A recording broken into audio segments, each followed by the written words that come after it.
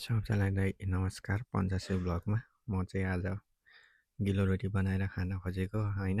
घरमा हुँदाखेरि चाहिँ आमाले हामीलाई बनाएर दिनुहुन्थ्यो कि, अनि त्यो चाहिँ बेसरी मिठो लाग्थ्यो मलाई चाहिँ।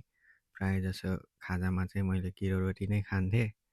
अनि घरमा चाहिँ आमाले बनाएर दिँदाखेरि चाहिँ सजिलै जस्तो लाग्थ्यो। अनि आज चाहिँ म आफै ट्राई गर्नु पऱ्यो भनेर चाहिँ आज गएको बिदा भइसकेपछि चाहिँ मैदा र आँटा थोरै हालेर चाहिँ एउटा सानो रोटी बनाएर खानु पऱ्यो भनेर चाहिँ मैले कोसिस गरेको छु।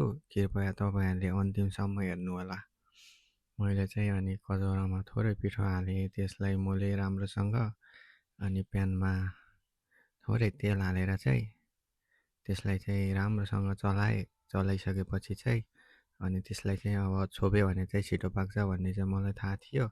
अनि त्यसलाई चाहिँ मैले छोपेँ, एकछिन छोपेर चाहिँ यत्तिकै छोडिदिएँ।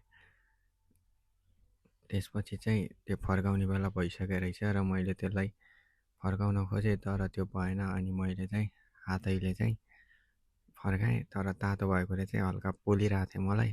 अनि हेरेको यस्तो भएछ।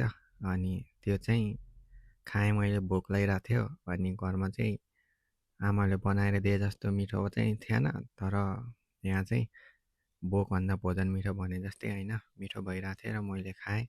अरू पनि भिडियो जस्तै यसलाई पनि मन पराइदिनु हुनेछ भन्ने विश्वास गर्दै बिदा माग्छु। धन्यवाद।